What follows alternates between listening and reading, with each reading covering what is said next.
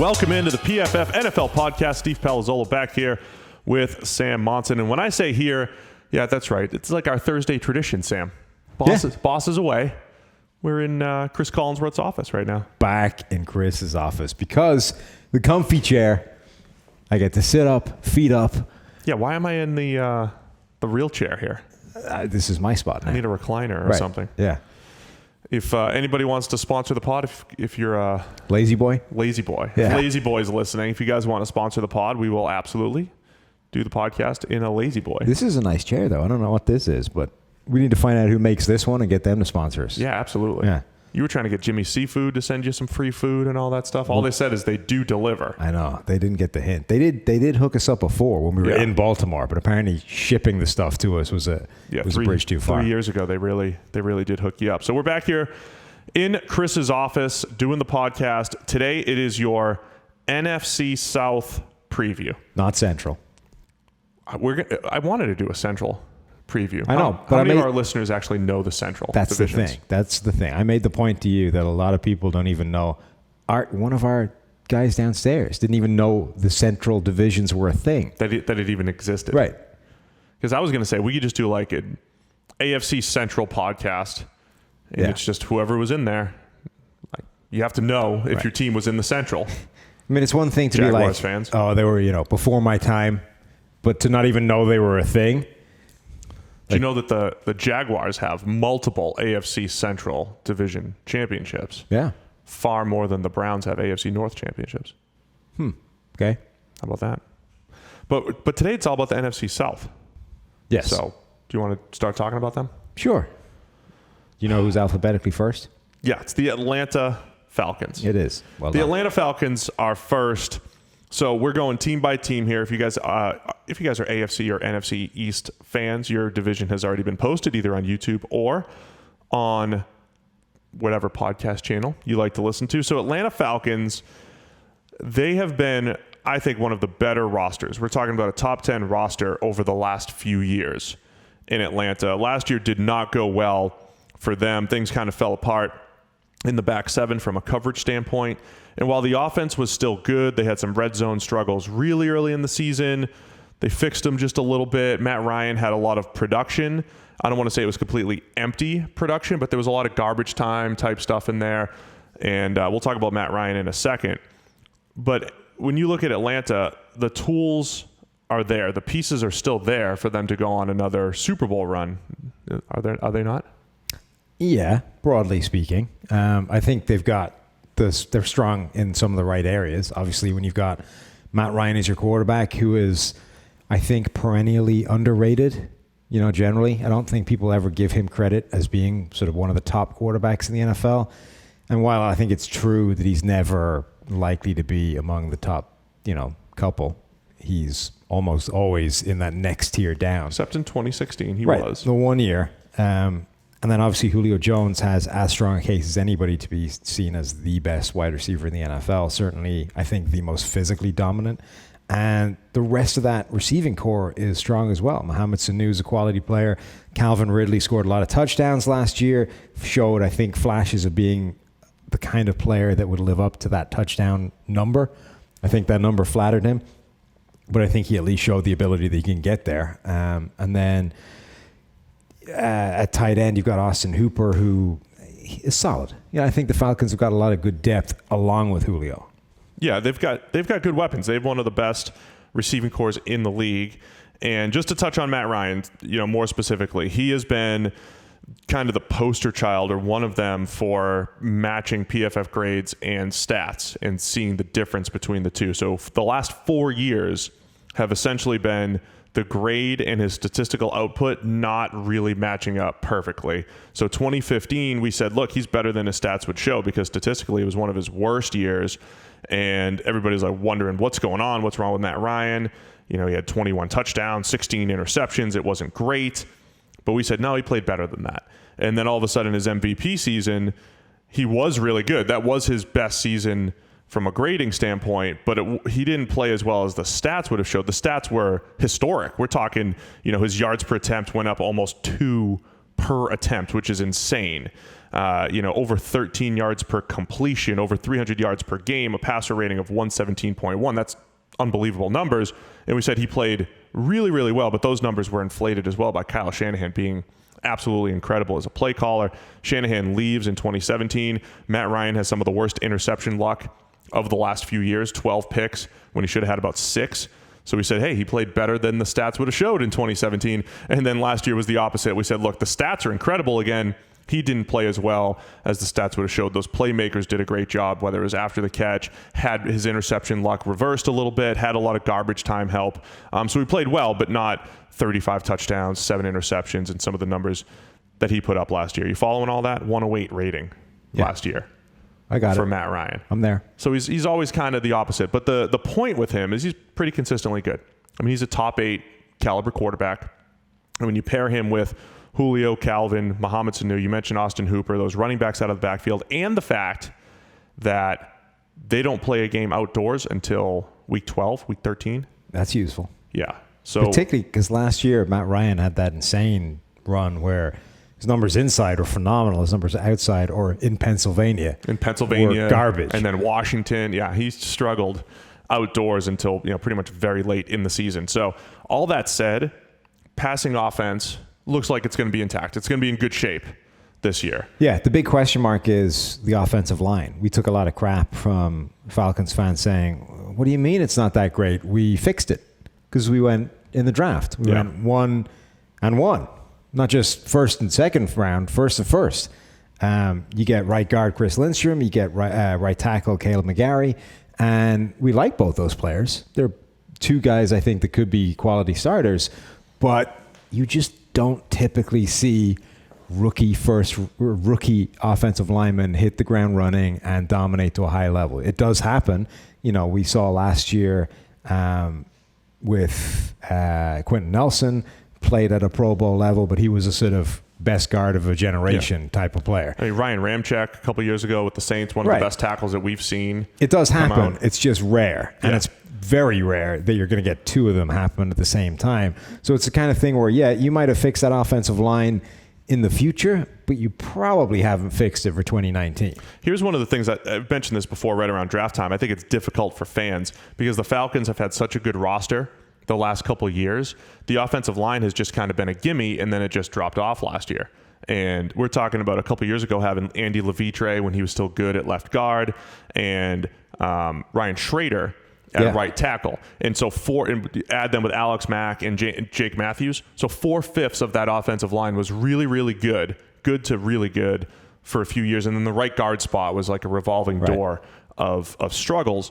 Now, Levitre is not there anymore. James Carpenter slated to start at left guard. Issue. So that's a question mark. And then you mentioned the 2 rookies, Lindstrom and McGarry, on the right side. So there are question marks on the offensive line for Atlanta, new play caller and all that stuff. But running the same basic Shanahan system, even with Dirk Cutter coming back, to be reunited with Matt Ryan. Yeah.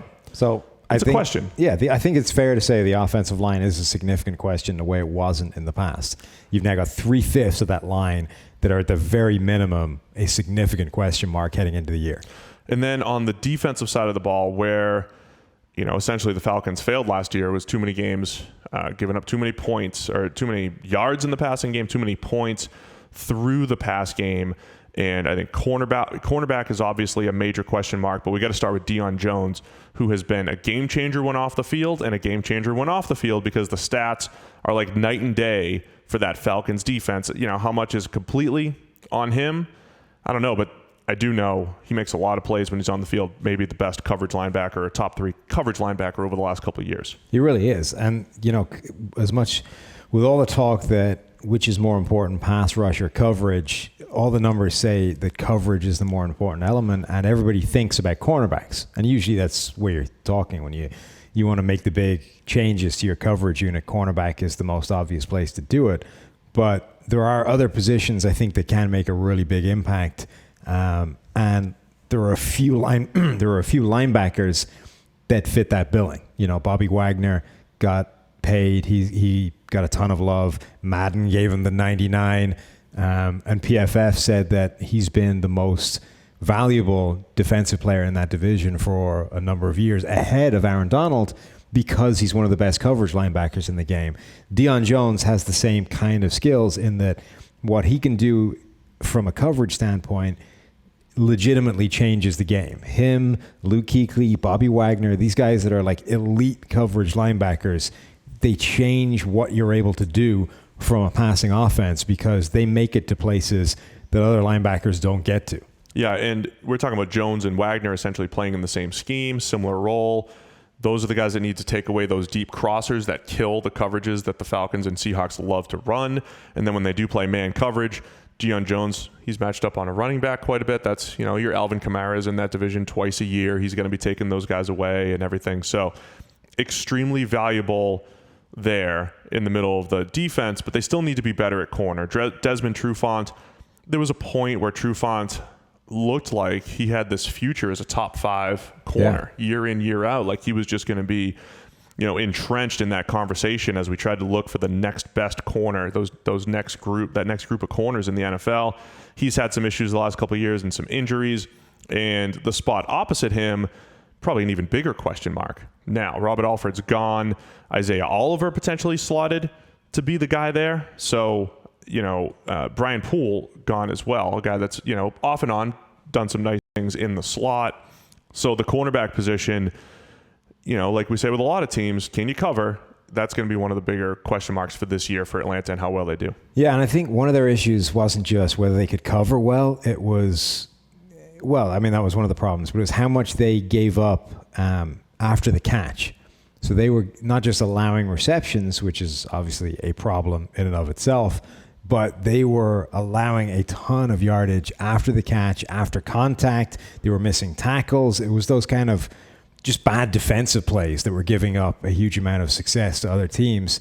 That's the kind of thing where some of that fluctuates. Like some of that is obviously inherent in bad defenders. Those are the guys that tend to make bad plays. But a lot of missed tackle stuff can fluctuate and sort of bounce back the next year and not be a disaster. The Falcons need all that stuff to kind of completely turn itself around because they had, 5 guys last season miss double-digit tackles on defense. All of them, the first 3 were secondary players. So that's got to change. And when we talk about, trends in the league and all that stuff, again, just backing it up a little bit, the Seattle Seahawks run this cover 1, cover 3 type scheme that then went to Atlanta with Dan Quinn and went to Los Angeles Chargers, San Francisco 49ers. And when you see guys like Tom Brady have had success against that scheme, Phillip Rivers and some of the better quarterbacks by just being patient, throwing the ball short, right? Taking your shots over the middle when they're there, but throwing those short passes and creating after the catch. So a big key to the Seattle scheme is good tackling. That's why we talk about Bobby Wagner being so good. He doesn't miss tackles. So it's important in the scheme as the league tries to adjust to it. There's a lot of those got to make tackles in space opportunities. So having Keanu O'Neal back and healthy will be a big one too. Another guy that just plays that strong safety role extremely well in this scheme. And then up front, I think they're still looking for more consistency off the edge, whether it's Tack McKinley, Vic Beasley. They re-sign Grady Jarrett, who's been solid. So to me, I like the Falcons, but it's not one of those teams I think that really improved in the short term this year. A lot of it was just maintenance. Like we had to pay a lot of money to bring Grady Jarrett back. We have to, the offensive line got to a point that they had to use these first 2 picks on them, and that, takes away from improvement in other areas. So to me, it's an unexciting offseason for the Falcons. It's a maintenance offseason, but you're maintaining a roster that's still in the top half of the league, if that all makes sense. Yeah, I think this looks on paper as like a team that's going to be good but not great, and which is fine, but unfortunately, I think they're going to be in a division where at least one of the other teams is going to be great, not good. It's a wide open division. Yes. Always. We're going to say this the entire time. We don't know what's going to happen in this division. Tough schedule, and the Falcons have as good a chance as anybody to win it. Let's move on to the Carolina Panthers. I think this will be one of the more fascinating roster construction discussions here because the Panthers last year started out 6-2.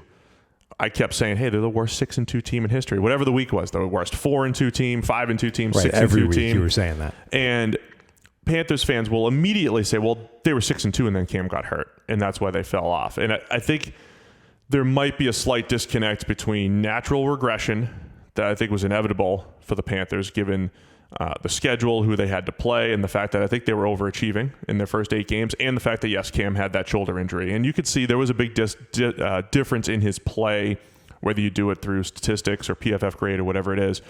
So we'll talk about Cam in a minute, but I don't think the Panthers were as good as that 6-2 showed. But yeah, obviously a banged up Cam Newton didn't help. But I like some of their additions, man. We're talking about a defensive front that has a rejuvenated group of speed, athleticism, playmakers, and an offensive line, I think, that has potential to take huge strides this year. I think, but it's the P word. It's a lot of potential when it comes to that O-line. I mean, they got rid of Matt Khalil. Right? That's improvement. That will help dramatically. Yeah. Did you watch the Carolina Panthers All or Nothing, the Amazon I did not. series? It's kind of interesting. I came away from that liking Cam Newton a lot more than I did going in. I heard a lot of people say that, yeah. Not that I disliked him going in, but I think you saw a lot more of him as a leader, a player. You know, he came out well, I think, other than the lunatic obsession with the clothes thing, which is, I didn't have a high opinion of that going in either, but he has a hatter. Did you know that? He has his own hatter, like an individual that makes him hats.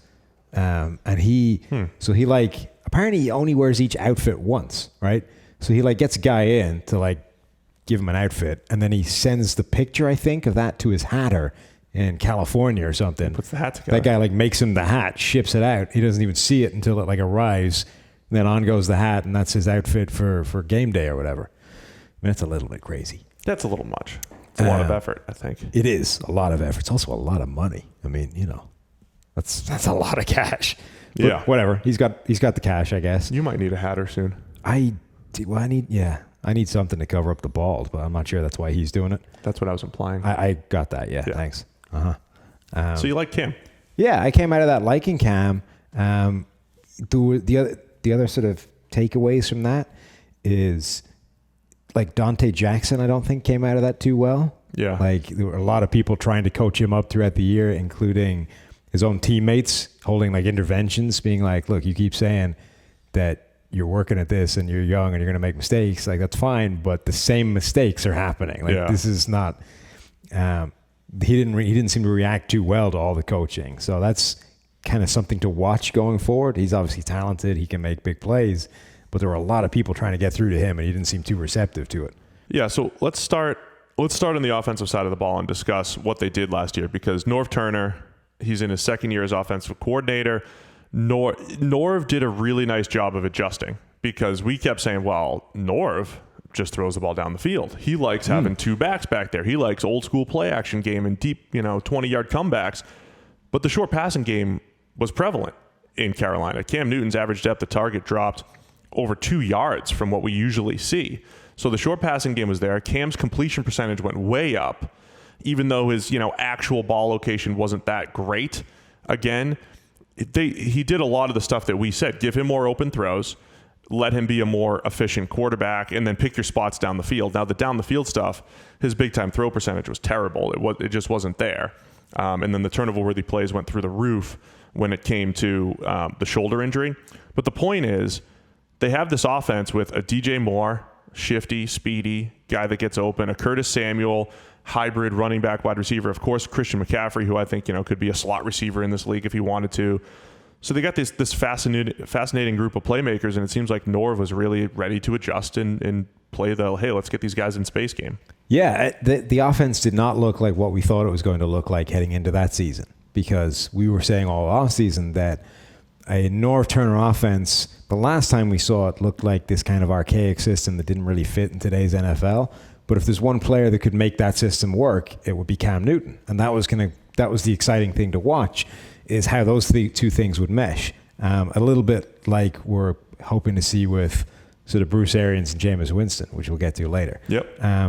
But you're right, Norv kind of completely changed the system, and actually it looked far more modern and contemporary with Cam Newton at the helm, and it was, I think, working. We saw a lot of good things heading in that direction before injuries started to hit. Cam Newton, Greg Olsen going down as well. They lost a lot of their playmakers, and then the ones that were left over were kind of still the young guys like DJ Moore trying to work his way in, and making his own mistakes, fumbles after the catch, that kind of thing.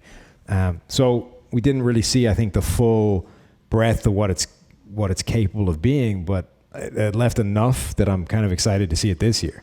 Yeah, and the thing with Cam and his performance, after all was said and done, even though there was a pretty clear break in pre-injury, post-injury for Cam, that's still a part of the game, staying healthy. We have multiple years of him getting injured. Yes. Right? And his second half of the year regression brought him in line with previous year grades. So even though there's an injury excuse there, his PFF grade ended up just below 70 in the 60s, right in the same range as he was in 2016 and 2017. So 3 straight years he's graded below 70 in our grading. And then, the whole body of work for Cam Newton, we've discussed this quite a bit. I'm having a tough time with Hall of Fame discussion with him because one elite year from him was 2015. We have a baseline of pretty good, top 15 quarterback play. Other years where he was a top 20, maybe a little bit even lower sometimes. In one year where he was top notch. So maximizing Cam Newton's ability. He's still not a great throw for throw quarterback. He's a fringe top 13, 14 quarterback throw for throw. He's not a top 10 quarterback throw for throw. When you add in the rushing ability and what he does there, I think that brings him to maybe fringe top 10. I think you could easily say there's 10 or 11 guys that you'd rather take in the NFL than Cam Newton right now. And that I don't think that should offend Carolina Panthers fans. No, but it will. Do you think that they need to start thinking about protecting him in the running game? It's a delicate balance because he's extremely valuable there. We know, just a ridiculous number of rushing touchdowns, the short rushing productivity. When you have a guy that is the size of a defensive end, is a good quality runner, and just the fact that it changes the arithmetic on the defense. We always talk about the QB as a runner changes what you have to do defensively. Yeah, it's just so valuable. And the alternative is, okay, that's like 40 to 60, 70 plays a year where you have to do something different. So what are you going to do differently? You have to, if you're going to run the ball, you have to trust your offensive line to block better. You have to trust your runners to run better, or you have to trust Cam to make 40 or 50 more good decisions in the pass game and throw the ball accurately in, say, the short passing game to pick up a 3rd and 2 here and there or 4th and 1 here and there, right? It is this really awkward balance because that stuff is what makes him special. There have been other quarterbacks in the NFL who have been dangerous rushing threats, but typically it's been, they break the pocket in the passing game, they can scramble, even a Lamar Jackson where you can kind of craft this option style rushing offense where they get the ball in space and they're dangerous. Right. Cam Newton, what has always made him so special is his freaking size is absurd, and you can do stuff up the middle where he becomes a power player. Yeah, they just run power and counter that you're not expecting. Like legit right? plays. Yeah. And it's incredible because, as you say, it changes the math, but it's also completely unique. Nobody has ever done that because nobody's had a 260-pound quarterback that looks as big as your defensive end that can flatten linebackers before. At least not one that can move like him. There was a play in that the all or nothing thing that they highlighted again where they ran, I can't remember what it was, some kind of tricky stuff that had, I think, Curtis Samuel maybe running laterally behind off a counter play or something like that. And Cam Newton ended up leading the run on like a sweep behind. Yeah. Flattens a linebacker as a lead blocker. And you're like, okay, now that's incredible. There is no other quarterback that's probably ever been asked to do that. But is that smart anymore? Is that actually worth it, right? Well, is it smart anymore, right? Because, okay, the thing that makes him special is the size, power, and athleticism. But it's not like he's holding up to that. Now he's starting to break. Like there is now a history of consistent injuries, at which point you have to ask yourself, so one thing you have to ask yourself is, are they connected, right? Has he just had a bad run of injury luck, or are we getting him hit too often and he's breaking because of it? Oh, I keep saying I think it's the hits. Right. That's the first thing to ask yourself. And I think most people would at least err on the side of, we're probably exposing him to too many hits. At that point, you then have to ask yourself, okay, is it worth it? are the hits we're exposing him to a necessary element of him being that successful? And if we stop doing that, do we lose so much of what makes him special that it's not worth it anymore? I think it's a short-term versus long-term question. 2015, in the short term, where he was an excellent runner, it was worth it. They made a Super Bowl run. He had an MVP case, won the MVP, and in the short term, you had a shot there. But it may have affected future performance, future years, future availability. So it's a tough balance. You have to. I mean, the offensive line could save them a little bit. If Greg Little, their second-round pick, develops, he's got some work to do. But if he can develop, and Darrell Williams, who they re-signed, does he stay on the right side? Taylor Moton can be freed up maybe to play guard. Either way, they have 2 or 3 capable tackles. Trey Turner at right guard. That's how. That's Trey Turner. Mm-hmm. And then Matt Paradis, comes in at center. I mean, we're looking at a fringe top 10 caliber offensive line. So maybe that helps to sneak a few of those short yardage and take some of them off of Cam's plate. The line could be legit, and I think the weapons are really heading in the right direction. There's a lot of mismatched players there. Greg Olsen, I mean, at this point, he's probably a question mark just because, again, he's dealing with multiple injuries off the back-to-back. But more health rather than, when he's on the field, he could still beat guys one-on-one. Right, that's what I mean, is that how long he's going to hold up. Right. At this point, it's if, or it's when, not if, he's going to get hurt, I guess, until you see otherwise. But Ian Thomas showed a lot last year, so he could take a step forward and really replace that. I think the Panthers have to start thinking about using Cam Newton the way more conventional running quarterbacks are used, or quarterbacks that have a running threat. So the way the Seahawks use Russell Wilson, to an extent the way the Ravens use Lamar Jackson, which is we're not going to run him up the middle anymore. He's plenty athletic enough that his rushing threat to the edge is more than enough to add that extra element to it, and then he can control the hits he takes. Then we're not saying you are going to go head-on-head with a linebacker and there will be a collision. Yeah. Now you're saying you're going up against a linebacker in space. You decide if you can beat him or if you want to slide and not take the hit. One other thing I just would like to see him do that makes him really interesting too, he doesn't move in the pocket that much. So when you talk about an athletic, mobile quarterback, you always imagine the guy that just runs around and makes plays, but that's not Cam. He actually doesn't move a lot in the pocket, and I think that's to the detriment of his game. There are times when he could step up, have a cleaner pocket, create a little bit of space to make a good throw, and he just gets stuck. We talk about this a lot. Gets stuck at the top of the pocket, and it looks like he's throwing around 12 bodies or whatever when he doesn't have to. If he had a little bit better pocket feel, I think he'd make life a little bit easier on himself in that respect too. Now the defense, again, a big story. They're talking about using more, I don't even want to say 3-4, but more odd fronts, more 3-man fronts. Dontari Poe is there as a big nose tackle. Gerald McCoy comes in from the Tampa Bay Bucks. He can still play. He can still get after the QB. K'Wan Short is still there. So we're talking about 3 pretty legit interior players.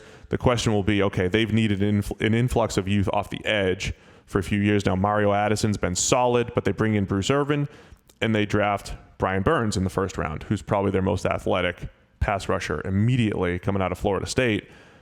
This is a front 7, or at least a defensive line / outside linebacker group, pass rushing outside linebacker group that could take some big strides forward. Yeah, I really love the combination of K'Wan Short and Gerald McCoy. Those two guys have been consistently among the top 10 interior pass rushers every year for a number of years since they both came into the league, really. Teaming them up should be pretty spectacular. The other thing, the Panthers tried to, it's like, we're going to draft Brian Burns. What do we call him? Was he a defensive end, an outside linebacker? They were like, put down edge. And then apparently somebody just overruled that and went whatever they call him, defensive end on the card when they turned it in for the draft. But they were trying to do the old edge thing, the PFF way. Yeah. Call him an edge. Good. He's an edge rusher. That's what he is. Yeah. That's what they are. But apparently somebody between that meeting room and turning the card in changed their mind. How about places like the Senior Bowl calling wide receivers or WO? They're wideouts. Safety's a DS, a defensive safety. See, that's silly. It's like, why are we using terms from the 50s?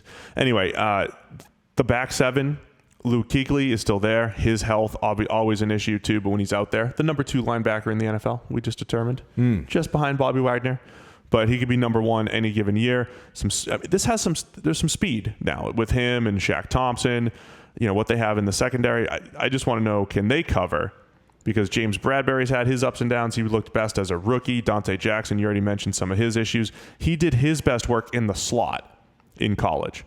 And Dante Jackson was that guy we said, look, you don't move slot. Like, when you got a good slot corner, keep him in the slot. If they want him to play more on the outside, he's a little bit smaller and has better slot ability. I mean, I think he could do anything at this level. His issue is consistency and not making the same screw ups every time. And I think honestly that show was kind of illuminating as to where some of those problems were coming from. It was not that he wasn't working hard, but it wasn't really listening necessarily to what people were telling him, trying to help him. So that's not to say that's irreparable. It's a permanent problem, but that how he responds and how he develops is going to be interesting, because I think he's got all the talent in the world.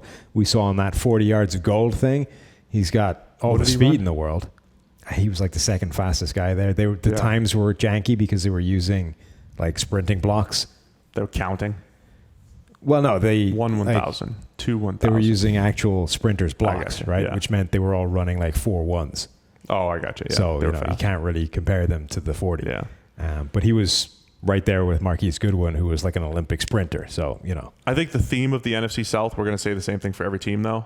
All of the offenses have weapons and playmakers, and as our friend Cam says, MVP caliber quarterbacks. Yeah. Even the Bucs. Guys that in any year can be in that MVP race. It's going to come down to what the back sevens do. Yeah. And the Panthers are no different. All right, Sam, you ready for a quick break to discuss one of our new sponsors on the podcast? I cannot tell you how ready I am for this. It's called Manscaped. They're the #1 provider of men's below-the-belt grooming. Manscaped offers precision-engineered tools for your family jewels, Sam. Yes. Yes, they are. They sent us a couple samples. We've got the Lawnmower 2.0. That is the specially redesigned electric trimmer, which has proprietary skin-safe technology, so this trimmer will not nick or snag your nuts. That's right. Has that been a problem for you over the past? Snag Why nuts? are you asking such personal questions? You're the man with the Lawnmower 2.0. I don't have one. Look, it's an efficient tool. That's it. All right? It's an efficient tool that works.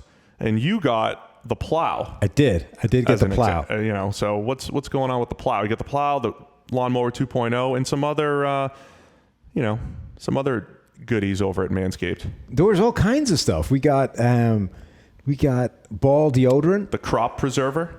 The crop preserver, yeah. A ball deodorant. Yeah. Because, sometimes you get smelly down there. That's right. And the plow, the plow is like an old-fashioned safety razor, which is, it's a bold choice. It's useful. Sure, yeah. It's all useful. It's a bold choice. The Lawnmower 2.0 appeared to be the safest thing you go with, in that's been specifically designed so that you can't, rip things down there. It's not for your face. Nether regions only. Well, no, they don't say it's not for your face. They just say don't go one from the other. Right. Like, don't take it from balls to face. And that's good advice. So Lawnmower 2.0 is absolutely what we're recommending here. Right. So if you're going to, trim it up, we can give you 20% off with promo code PFF over at manscaped.com. Part of this is they were encouraging, to share your funny Manscaped stories. And I don't have funny manscaping stories, but the closest I could come was reading an article about Nate Jackson, who said during his time in Denver that Peyton Hillis was on the roster. And he said that Peyton Hillis apparently used to shave himself like head to toe. Really? He used to shave every inch of his body, obviously aside from like hair and former eyebrows. Madden cover boy. Right, with the giant, the kind of, what do they call him? The Juggernaut, right? And he had that kind of weird face mask that was pretty cool for a while. He apparently used to shave himself head to toe. He could have used the Lawnmower 2.0. So there you go. For Peyton Hillis specifically, maybe he could have one razor for his face, one for his back. I've got a lot of, got a lot of back shaving issues. And then that's not a part of this whole thing.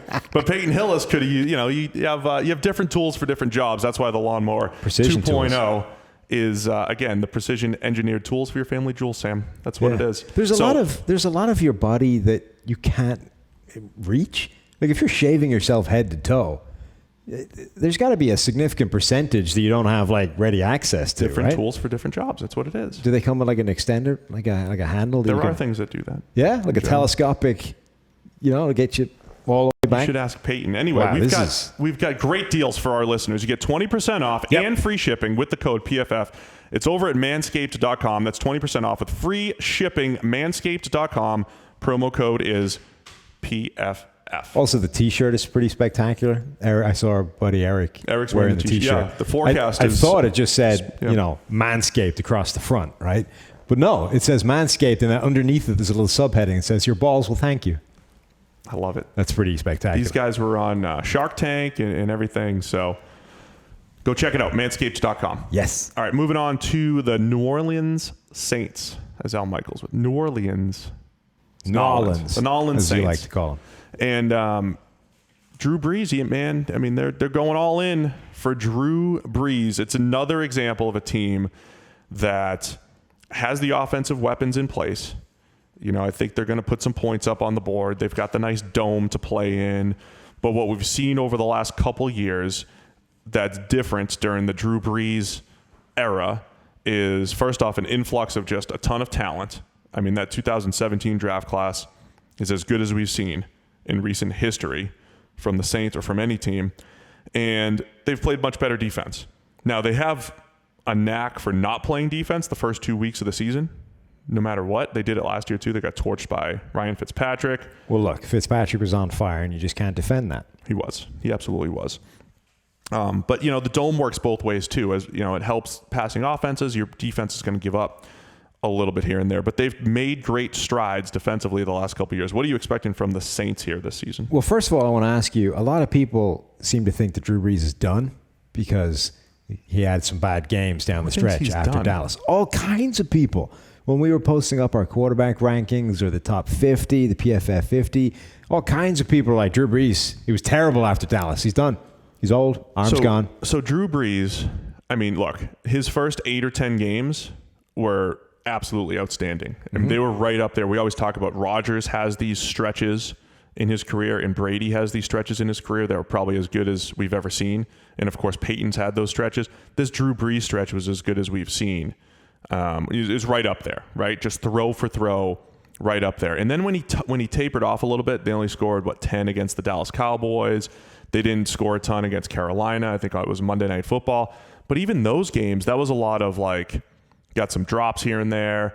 Brees threw a pick up the seam against Carolina that was right on his receiver's hands. I mean, there was some bad luck there too. So throw for throw, he didn't take a major step back down the stretch, but he certainly wasn't as dominant as he was earlier in the year. Yeah, and even PFF grades, there's only really one good game in there for the rest of the season against Pittsburgh in Week 16.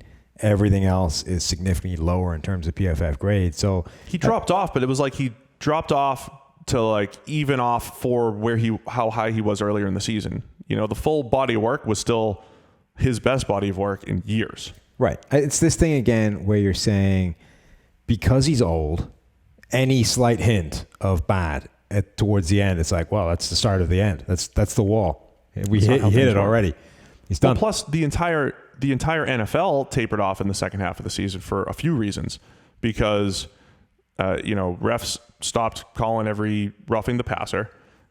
Actual penalty calling changed, and then weather happens and stuff, and he's not, Brees wasn't playing indoors all the time. I do think that I keep referencing the dome, but it is a factor. Brees, I posted it a few weeks ago, but his PFF grade something like 93 in a dome and 81, 82 outdoors. So he's still very good. And plus those are all road games or whatever, but he has at least 9 dome games a year, with, pristine conditions. And they've got another pretty good schedule that way too. So he's not done. He's fine. Okay, definitely. So Brees and Brady, they're not done until they look like 2015 Peyton, in my opinion. Yes. I mean, and honestly, I don't know that that's necessarily going to happen. Peyton his body physically broke down. Yeah. But that's what happens to everybody though, right? Sooner or later, at some point. He had other physical breakdowns throughout his career. I mean, his was an extreme version of it. He did his HGH, and then, we're off. Oh, wow, you're getting sued. Well, just his wife did. He's coming after you. I didn't say that. It's on tape. They heard it. God. Can I do this too? That's not good either. Right? Yeah, I would like to distance myself from Steve Palazzolo. Definitely all of him. Definitely getting fired. Don't include me in the lawsuit. Like Peyton Manning's is like an extreme version of it, right? Because when he broke, I mean, he declined physically after already breaking himself physically with his neck thing. Like his neck thing completely changed him physically. Well, he went from having an arm to not having an arm. I will say this: 2014 Peyton Manning, his stats were still. He threw 39 touchdowns. His stats were great. The PFF grades in the second half of 2014, there was a major drop off. So the production stayed the same, but our context was, hey, there is a big drop off here, and that did carry into 2015, even at an extreme view. Right, but my point is, he started to decline physically after he had already been wrecked physically. Like the neck thing completely changed him, and it basically declined him from whatever the lingering after effects of that were. Then he reached an age where he started to sort of do the standard old man decline. Right. But he was already starting off from a point where he'd already declined. So that drove him off a cliff in terms of physicality. Then you have the Brett Favre physical decline where it's like you could still go out there. He could go out there now and rip a 60-yard fastball, but he just stopped being able to take hits. Like that's like you and me, right? You and me, we've now reached the age where stuff just starts breaking. We can't go to the Y and play basketball without your knee falling apart and my calf being like it's about to blow up. Yeah, that happened this week. Right. We're both hobbling around the office right now. Exactly, because we've got old. Yeah. Brett Favre, the same thing. He used to go out there, take all the hits known to man. They just strap him up, tape him up the next week. He'd go out there, he'd be fine. Right? Suddenly he reaches 40 and breaking. Right. And stuff started snapping when people Pryor fell on it. Broke him. I mean, we might be able to look at Favre's end of his career and just say, you know what? I think 2009, that MVP caliber season was just an anomaly. Because 2007 with the Packers, it was like, okay, this dude's done. Then he went to the Jets, and it was okay for a while. Then he looked like he was done. Then 2009, he goes to Minnesota, and I think that was just a big, let me be motivated for a year and really stick it to the Packers. And then he ran out of gas again in 2010. So his last 3 or 4 seasons were not good overall with just one great 2009. Anyway, Breeze, just like Tom Brady, takes good care of his body, so I'm not calling for any regression until we see it. Yeah, my point is, though, that everybody eventually physically declines. Like, there's no avoiding that. At some point. Michael Thomas just re-upped, so he's getting paid. He deserves it. Yeah. But do they have enough around him? You know, there were points last year where Breeze didn't look like he was throwing to the best receiving core. Traquan Smith had, signs of life. He did some nice things. Ted Ginn is a legit deep threat still. Not as efficient as a guy like Deshaun Jackson, but, he can at least put the fear into the defense. Who else emerges there? I mean, Jared Cook is always a good player, if one that you think could probably be better consistently. Yeah. But he's a solid addition. I think they've got enough weapons for them to be effective. For sure. And Alvin Kamara, of course. Right. Particularly with Michael Thomas being so good. He's obviously the unquestioned number one target.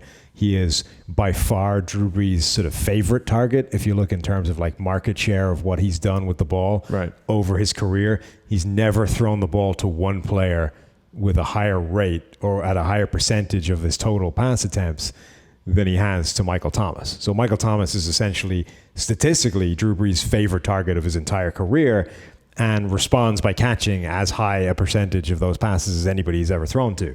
So Michael Thomas will paper over a lot of cracks in this group. The rest of them don't really need to be good. They just need to be sort of capable foils. And when you have a Ted Ginn, who's still a dangerous deep threat, you have a Jared Cook who can be, very good, if not as good as you think he should be. And then Alvin Kamara, who's a dangerous matchup weapon out of the backfield, plus Drew Brees in the scheme. Those two things are important as well. And the offensive line will be a good unit as well. It should be, again, as a very good offense. But one thing I will say, not to completely take trends from last year and push them forward, but what the Rams did when they played the Saints in the NFC Championship game, they did do a nice job of crowding the short pass game, right? And there are times when here's the thing. We take one duck downfield and say, that's it, arm strength's gone. Mm-hmm. Breeze has had times throughout his career where the ball it comes out of his hand and you're like, what is going on? It looks like his shoulder is shot.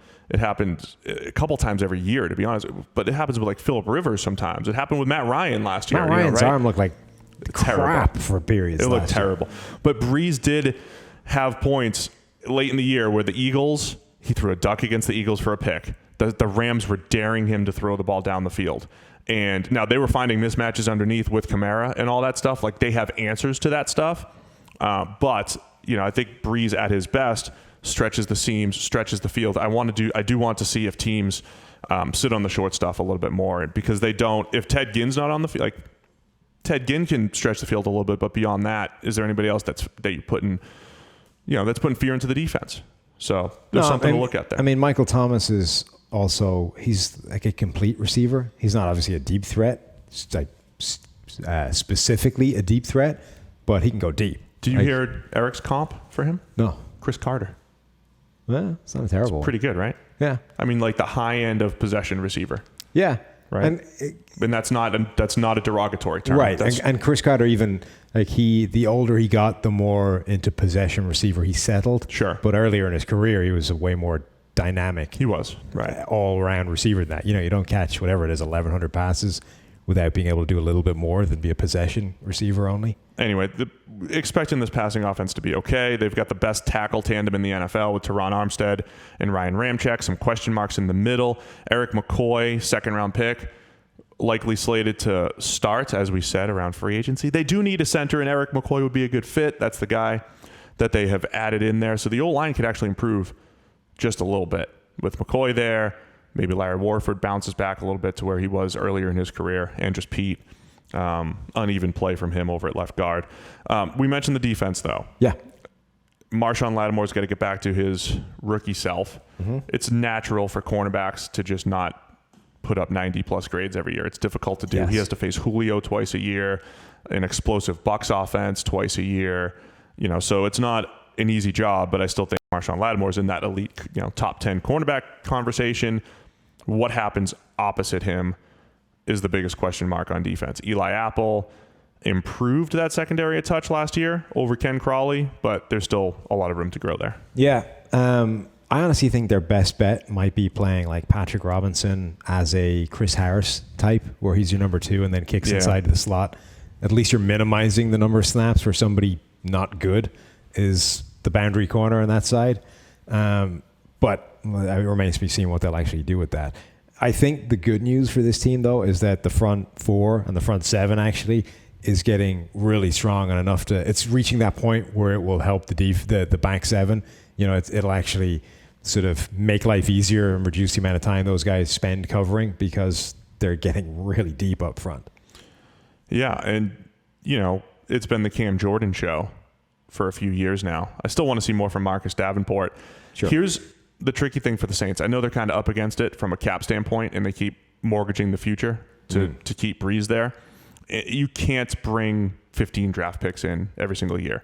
But they followed up what I mentioned was a legendary 2017 draft, which brought in Marshawn Lattimore and Ryan Ramczyk, 2 guys that are top 3 to 5 at their position, potentially, right?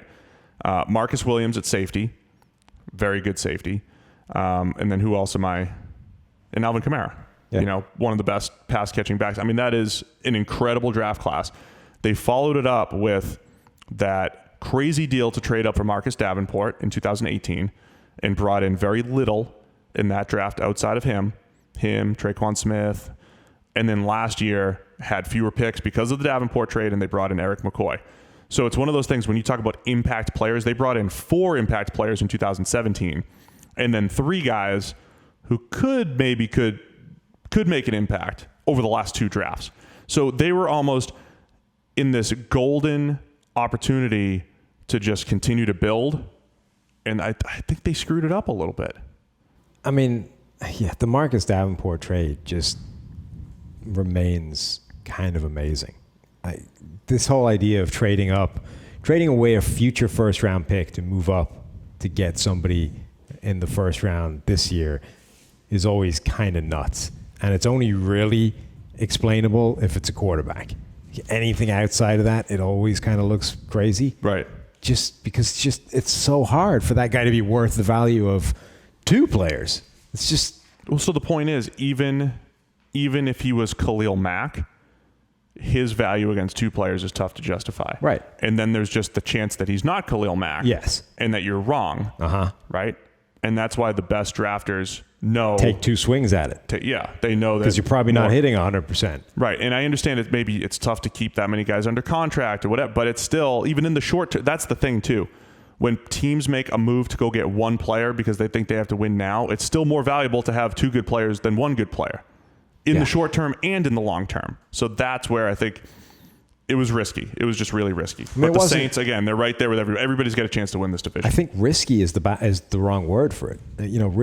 It's just stupid. It was just I would have gone ill-advised, but sure, you roll with stupid.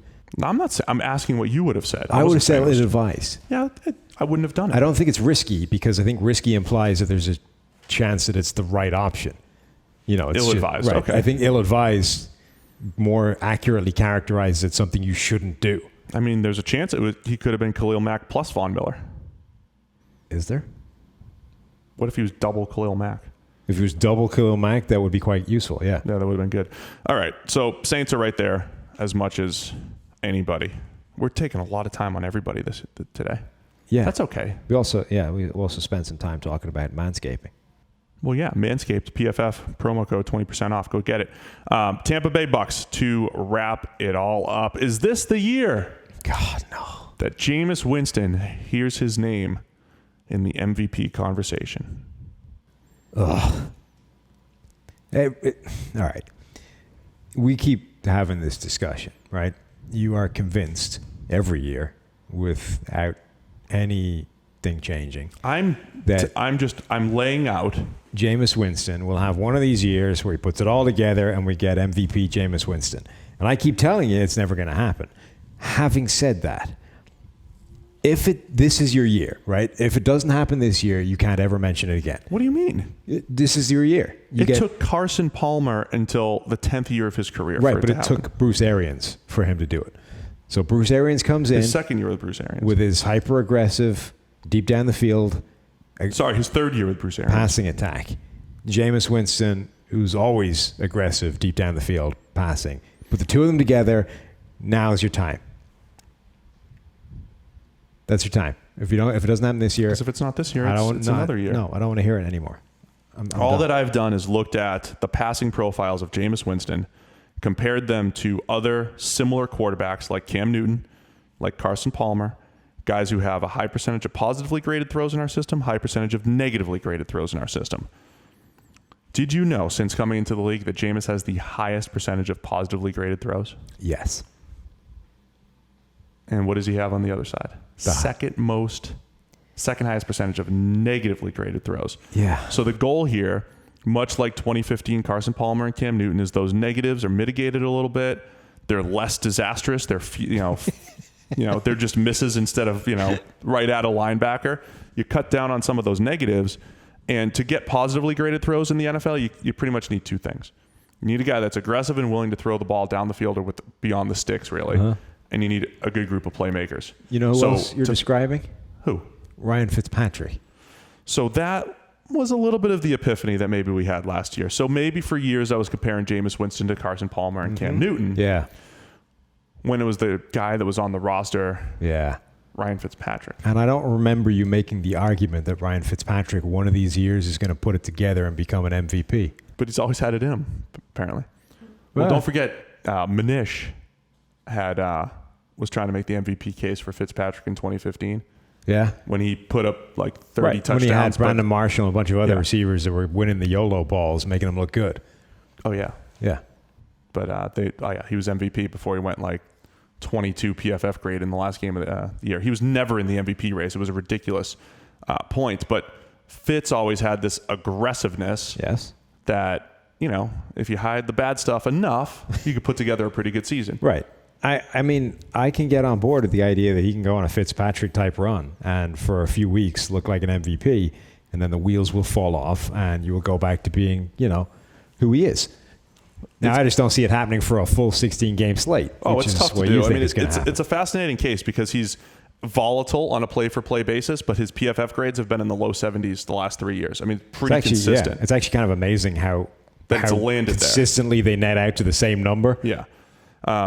So that's, one of the things that we're working on at PFF too is saying two guys could have the same grades, but they get there completely differently.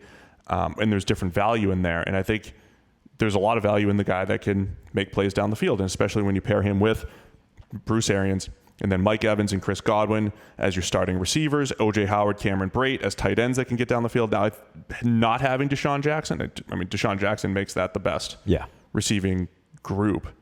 And now you just transfer the best receiving group with Deshaun Jackson to Philadelphia. So that will hurt a little bit. The other thing that'll hurt is the offensive line, because with Arians too, throwing the ball down the field. Donovan Smith at left tackle is just a bad idea. And he's not the only bad idea on that offensive line. So it's just, there's a really talented group of skill position players. The system will attack deep down the field. And, you've got Jameis who will make some huge plays and some bad ones. But that offensive line just it looks like the problem. Yeah. Why would you voluntarily sign up for more of Donovan Smith? I have no idea. Like, I get it if you're like, you're still tied to him for a few years, and it's like, all right, look, I can't find a better option. We're just gonna have to ride this one out. We're just gonna have to ride out the storm until it's over, and then pick up the pieces of destruction in its wake. I don't know. But they went, no, you know what? I've seen a few years of that, and I like what I saw, so I'm gonna sign up for more. I also think, again, last year at this time, we were like, hey, Norv Turner's going to Carolina. He's going to throw the ball down the field. And then he adjusted a little bit, and old school Norv added some newness. Yeah. I don't know if Arians is going to. Arians he likes the system. He's had success with his system, and that's going to put some pressure on the O-line. Yeah. I just can't get past the Donovan Smith thing. It's like going down for a week with a bad head cold and then deciding you'd like another week of it. Who does that? The metaphor, genius. Nobody wants that. Nobody wants that, but apparently the Bucs do. So again, we keep talking about the Bucs. So I think Arians does have a chance to get some of the bad out of Jameis. Either way, they have a chance to be super explosive, volatile, and exciting on offense. The defense can be adding some excitement as well, because you got Todd Bowles coming in from the New York Jets. He plays a lot more man coverage. He blitzes like crazy. And the secondary was a disaster last year. They've put a lot of resources toward it, but just like we said with the Falcons, you can't just say, well, here's all these young guys, they're immediately better. I mean, there'll be some hits, there'll be some misses there, but they at least they've given themselves a chance to be better by bringing in a ton of talent the last couple of years. Am I the only one that finds the whole Gerald McCoy and Ndamukong Suh swapperoo kind of funny? No, I think it's awesome. It's like, basically since they drafted Gerald McCoy, it's this guy and nobody else in this defensive line. How can we add more talent to Gerald McCoy because he's doing the whole thing on him by himself? And then eventually it was just like, look, if the mountain won't come to Muhammad, we're going to have to go the other way. So they ship off Gerald McCoy and just bring in Suh instead. And now they've actually got some talent around him, but Gerald McCoy isn't there anymore. Well, Suh was picked one pick ahead of McCoy. Right. I mean, that's interesting. I mean, the second and third picks of the 2010 draft, and throughout their career, comparable production, both very good pass rushers. Suh, a better consistent run defender, probably. McCoy's peaks a little bit higher on a snap-for-snap basis. But overall, they've been comparable players as far as production goes. They have. And I think you could probably make the case that Suh is a slightly better bet right now. It just seems, it's just kind of, it feels harsh. But like, we have been completely unable to surround you with any kind of talent for the better part of a decade now. And we've given up trying. So we're just going to send you away. And then actually it turns out that now we have a bit of talent to surround you by, but bye-bye. Yeah. Sorry, Gerald. Poor Gerald. But they got Levante David at linebacker. They had Devin White at linebacker. That'll be there's fun. A ton of speed with those two guys. It's more of an odd front. So you've got Vita Vea up there, who was banged up in camp, but I think he's okay regular season wise. He's your true nose tackle, big bodied Suh up there, the speed at linebacker. Plus, again, they like to blitz. So that's where Devin White was a very good blitzer at LSU, shades of what Darrell Washington when he was with Arizona and Todd Bowles at times. So I think you're going to see a lot of blitz opportunities there. And don't forget they brought in Shaquille Barrett. And Shaquille Barrett. Is one of those players who's never going to be the most elite pass rusher in the world, but will consistently get you a bunch of pressure, which they haven't had in the past. Well, and Todd Bowles' MO has been really not having elite pass rushers, but scheming up pressure. If you've got a bunch of guys that can all give you a degree of pressure, you don't need one elite player. So they'll scheme it up, but they like to play cover zero. They like to play man behind those blitzes. It puts a lot of pressure on the cornerbacks, and there's not a lot of proven talent in the backfield. Can Vernon Hargreaves salvage his career? You know, Carlton Davis, a big physical press corner, which fits the scheme. Yep. But, you know, they've got different style guys back there. MJ Stewart can cover tight ends, cover the slot. I like the different versatility that they have in the back. It's an incredibly young group. When you look at across the board, just they're all the first couple of years in their NFL career. I'd love to see like the average experience of the entire sort of secondary depth chart of the Bucs compared to everybody else. Hargraves is the veteran. Right. He's the longest tenured guy, and he's only been there since 2016. So seeing the rest of them all done up compared with, God, Steve's dying in front of me here. Don't drink the water, the other water. There's a glass of water that's been in this office since the last time we did this podcast, which was, what was that, a week ago now? So I wouldn't drink that one if I were you. You stick with the self-contained one, and you'll be okay. How much more do I need to vamp before you're gonna salvage yourself? I don't know what happened. This isn't the first time you've almost choked yourself to death just sitting there on this podcast. Have you thought about investigating that? Is that a medical issue we need to get taken care of? Am I allergic to peanut butter? Would that be it? I had a peanut butter sandwich earlier. What a way to realize it. That's not like a thing, right? Like a late onset peanut allergy that you only realize when you start choking to death a couple of times in a podcast? I don't think so. This is terrible. Huh. We cut that? No, that's got to stay in. That's magic.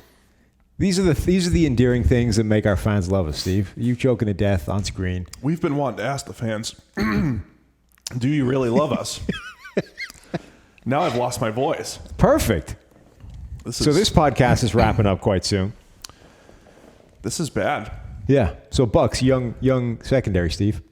What do you got? They need to get better. This is what I think of their secondary right now. I see. Scout does that a lot now. From sideways. Yeah, middling. That's me. A little bit good, a little bit bad. Sit on the fence. Yeah. They'll be exciting. Yes, they will. I mean, that offense should be fun to watch. The defense should be fun to watch for a different reason. This is a fun division. Yeah. I think the Saints are the class of this division. I kind of we were saying this last year that one of these teams is going to look like they suck without actually sucking because they're just going to be the one that ends up losing a few of these games, right? And be like 3 or 4 wins worse off than they should be. It could be the Bucs again this year. I kind of think the same thing will happen, and it might be the Bucs again. But I think they'll probably be a better team than that record indicates if it is. I think the Panthers too. I mean, they got better on both lines, got better in interesting places, and Cam's healthy. Ron Rivera has been quietly just consistent there. Yeah. You know, they've won quite a bit, but it's just going to be tough for them. So I think they got better, but we might not see it in their record, or they could go 9-7, 10-6, and make a little playoff run. To me, it's the Saints as the class of the division. I think the Falcons and the Panthers will kind of battle it out to be the second team, and then the Bucs would probably be the one who are close, but will lose more games. But we're going to call the Bucs breakout team again this year for the 12th straight year. Right. And, MVP candidate Jameis. That's right. This is the year. A.K.A. Ryan Fitzpatrick. I got a cough button, but I'm not using it. Well, I think at this point, the cough button can only do so much. I think I've recovered. Yeah? I think I'm good. Let's do another division. No. I'm healthy now. Well, that was a disaster. We talked way too much. I don't know what happened there. But let's wrap it up. That's it. The NFC South. Good job. Good job saving me. That's why we're a good team. Not only because you saw me dying, but you knew to just keep talking. Well, the best thing is, I mean, depending on quite the job of the cough button, I don't know how much it was able to do, but like the audio, it'll look clean, right? But the guys watching on YouTube will see you like dying in the corner for about a minute and a half. You see me choking, tearing up, reaching for water, not the week-old water. Right. Steve almost dying. Don't give it away that Chris hasn't been in his office for a week. It makes it seem like he hasn't worked. Maybe he has been in his office for a week and he's just a slob. Maybe he's superstitious. That too. Maybe life's going good and he's just gonna. Look, there's a bunch of different explanations for why that water could be there for a week. I'm not gonna label any of them. Maybe it'll be there next week too. We'll see what happens. No, he's back in. He's back in the office tomorrow. Right, but you don't know that'll mean it'll get changed. Might have more answers. Maybe by then. All right, that's it. NFC South. Do we have give them the Edge giveaway. Oh, yes. Go to the YouTube page, PFF, Pro Football Focus on YouTube. We're not allowed to say that, but we're allowed to say it if it's YouTube because it still is. So find the PFF YouTube channel. Click or add a reply to this and leave your Twitter handle or some way of us getting in touch with you, right? That's all we need. It doesn't necessarily need to be your Twitter handle, but subscribe and comment. Comment, leaving some way, some mechanism for us to get in touch with you, and you can win PFF Edge or Elite. And special thanks to our sponsors, Manscaped and Yahoo Fantasy. So be sure to check those guys out. All right, guys, we'll be back on Monday with another division, probably the AFC Central. Mm-hmm.